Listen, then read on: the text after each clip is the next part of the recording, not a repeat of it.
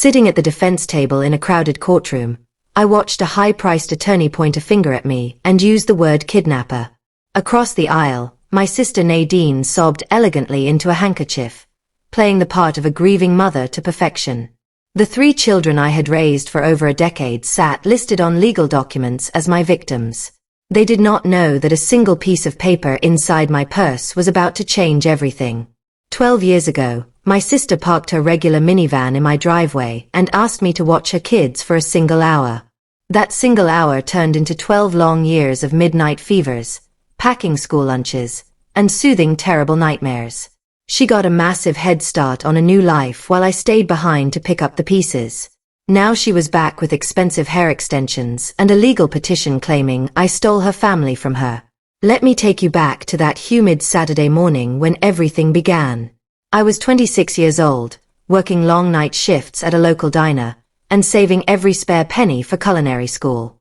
Nadine arrived without warning, dragging 2 massive trash bags filled with clothes onto my porch. She looked completely exhausted and kept glancing back toward the street as if she were running from something dangerous. She claimed she had an urgent appointment. She handed me the heavy diaper bag and promised she would return before noon. My niece Maeve was only an infant then, burning with a mild fever, while Toby and Tessa stood quietly on the steps holding their own shoes. I watched her drive away, never imagining that she was heading straight out of the state. By Sunday evening, her phone line was completely disconnected, and the terrifying silence began to settle over my small house. The police told me that adults are legally allowed to vanish and suggested I check her apartment for clues. When the landlord unlocked her door, the entire space was completely bare, stripped down to the walls. She had sold the baby crib and packed her entire existence while I was working a double shift at the diner. My mother Evelyn insisted that Nadine would return because maternal bonds are unbreakable, but deep down, I knew better. Surviving those early years meant abandoning my own dreams and working every extra hour the diner could offer. I learned how to stretch a dollar, how to treat head lice, and how to ignore the judgment of strangers in the grocery line. My mother helped when she could, but she belonged to a generation that hid family shame at all costs. We told the neighbors that Nadine was simply traveling for work, keeping the harsh truth away from the children. The first major crisis occurred when I tried to enroll Toby in kindergarten and discovered I lacked the legal authority to sign the paperwork. Soon after, a severe middle-of-the-night asthma attack landed him in the emergency room. A hospital social worker pulled me aside in the quiet hallway and explained that without legal custody, the state could remove the children at any moment. I realized that keeping them safe required a permanent legal shield. I emptied my entire tuition savings account to hire a private investigator who located Nadine within 10 days. She was working at a lounge near Oklahoma, living under an alias to escape her past responsibilities. I drove 900 miles through the night and met her in a cheap motel room to demand her signature on custody documents. Nadine did not ask about the health of her children. She only demanded to know what I would give her. There was a steep financial price for her signature, and she wrote the amount down on a piece of motel stationery. I paid her every dollar I had, sealed that shameful note inside a manila envelope, and vowed never to open it. When the mobile notary finished stamping the papers, Nadine laughed and told me I could enjoy playing house with her kids. I told her I was not playing. I was simply the one who stayed.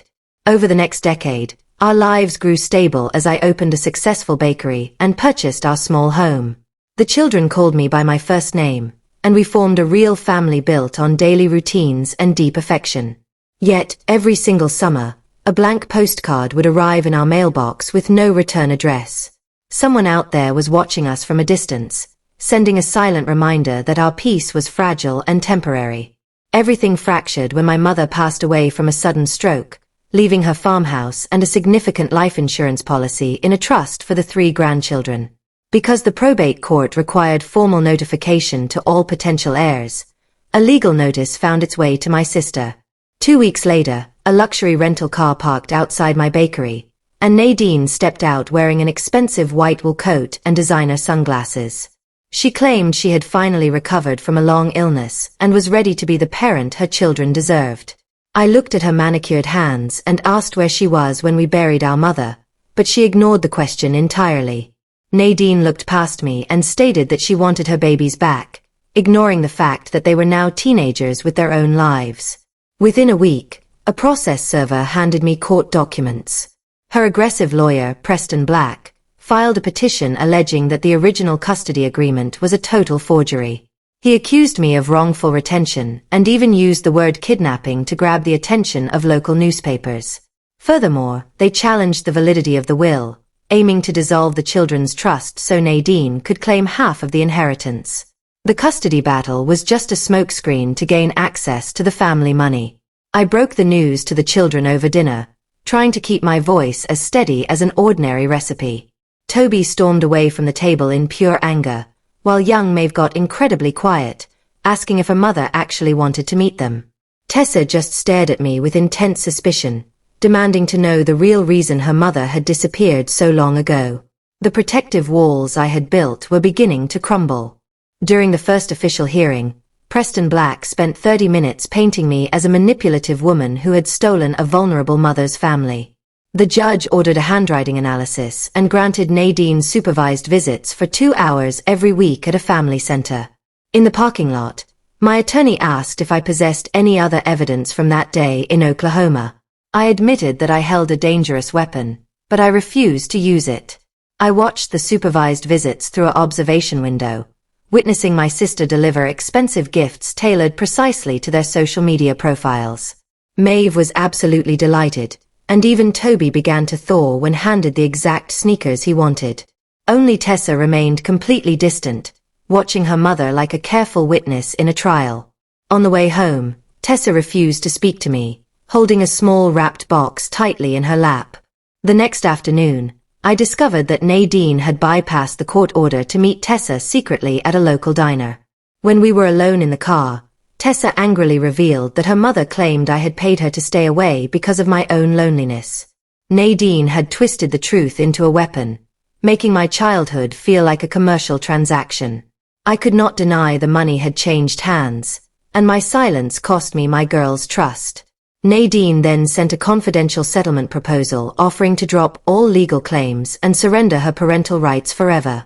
The catch was that I had to pay her $80,000 immediately and resign as the trustee of the children's inheritance. It was a blatant extortion attempt, a demand for a renewal fee on my own family. I sat at my kitchen table for hours, realizing that paying her would only invite her back in another 5 years. Tessa walked into the kitchen, looked at the extortion letter, and told me that if I paid her again, she would simply keep returning. She looked at me with adult clarity and told me to stop protecting her from her own life. That powerful statement ended 11 years of silence. The next morning, I delivered the grey lockbox to my lawyer and told her we were rejecting the settlement and going directly to trial. The courtroom felt suffocating on the morning of the trial, and the gallery was packed with curious townspeople. Nadine took the stand, weeping softly as she claimed I had exploited her grief and forced her to sign away her children. When it was my turn to testify, I calmly handed the sealed manila envelope to the bailiff. I told the judge that this envelope held the actual price tag my sister had placed on her own family. The judge sliced the envelope open and pulled out the original notarized document, the bank wire receipt, and the motel stationery. He read her handwritten words aloud, where she demanded $15,000 and told me to tell the kids she was dead. The courtroom fell into absolute silence as the true nature of her departure was exposed. The judge looked at my sister with disgust, noting that her abandonment was a daily choice. The judge dismissed her petitions immediately, validating the original custody order and protecting the inheritance from her grasp. In the hallway, Nadine looked at me with hollow eyes, muttering that I was always better at keeping things, before walking out alone. Months later, the court finalized the total termination of her parental rights, and Tessa celebrated her 18th birthday by filing for an adult adoption to legally make me her mother. We do not keep secrets in our home anymore, because the truth has finally made us whole. Blood can describe your origin, but it is the person who stays through the dark hours who truly creates a family. My name is on thousands of lunchboxes, and that is the only title that matters to me.